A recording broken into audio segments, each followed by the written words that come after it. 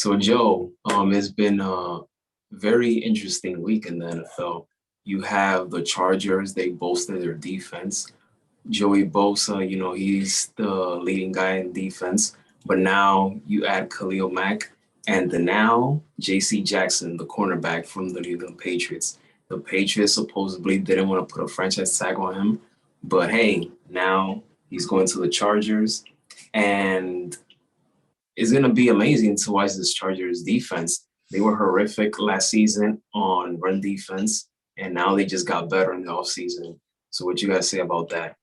Yeah, for sure. I think that Khalil Mack probably was a huge solidifier for that defense. I'm excited to see where they go. Justin Herbert's already looking pretty good over there on the offensive side, and I think they're probably just putting a few things together on defense could take them to the next level. So Khalil Mack is a huge pickup. Yeah, that's a game changer, really. And I forgot to mention one more thing.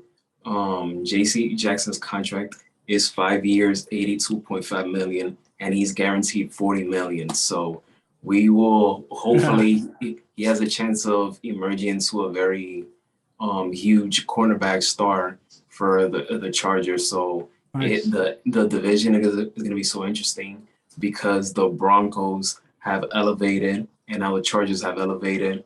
And then the Raiders, with Josh McDaniels and Derek Carr. So it's going to be an interesting division, but I still think that the Chiefs are going to take that division. But after them is debatable between the Broncos and the Chargers, in my opinion. Well, the way things are shaping up in the AFC East, it's going to be kind of interesting anyway. I'm sorry, I'm in AFC West, Raiders and Broncos, and so you got the. I mean, that's a tough division. I think that Russell Wilson coming over to the Broncos they're trying to bring their team up, and I think they're going to do it. Whether or not they're going to come to the top, we'll see, but it's probably unlikely. But I think they're going to start competing at a higher level, and then the Chargers making a lot of moves to show that they want to make a real run at it, and the Raiders, they're always trying to hang around. They're always trying to hang around and see if they can, do something. So I really think that's an interesting division. And I think the Broncos probably were maybe the most embarrassing up until now. Hopefully, they do a little bit better with Russell Wilson. I believe he'll improve the team. But for sure, the Chargers, what they're doing is really trying to, solidify themselves and make themselves a contender over there in the AFC West. Yes, for sure, for sure. And I can't wait to see what the Chargers will bring to the table this upcoming season. Now, we're off to the next one. Randy Gregory.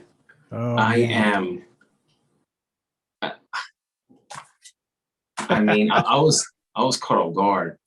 First, we get the news that he signs with the Cowboys, 5 years, 70 million.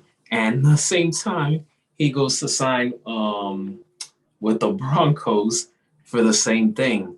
So if you're the Cowboys, you're taking massive hits. Amari Cooper is not there, and now you lose an important piece. You lose a very important piece in Randy Gregory.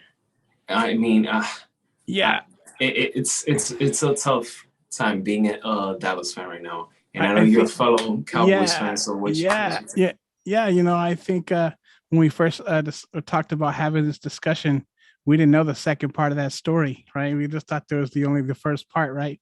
And then we were like, oh, look what just happened, it's this contract deal. And I'll say, it hurts our team. Gregory was a beast. And Dallas, and there's some Dallas fans that are kind of messed up about it because they're like, the Cowboys stood behind you when you were, having your issues, and now, you just walk because of some little, thing in the contract. But at the end of the day, what it comes down to, you can take sides, you can do whatever you want to, but he had another team willing to give him that contract without that clause. And so if that's the case, what can you say about that? He didn't do anybody wrong. You know, it wasn't like that was the only offer on the table. You know, yeah, he would have taken the offer, but it wasn't the only one. It was, and they had the same. He has the same exact offer in Denver, but they didn't put the clause in there. So, you know, that's and supposedly they kind of snuck it in. To me, it's irrelevant. If you got two offers on the table, one doesn't have the clause, the other one does. It's a no-brainer, you know. So for him, I think, like I said, I don't even think it's really something to think about as far as what the Cowboys brought to the table versus Denver kind of come in and say, hey, you know, we'll give you that contract. Don't worry about that clause. Does it hurt our team? Yeah, you know, it's gonna. You know, our defense was super solid, and he's part of that. You know, and then we thought, you know, maybe Von Miller comes. Now he signs with the Bills, so we missed that boat too. There was some talk about that. We'll see how it shapes out.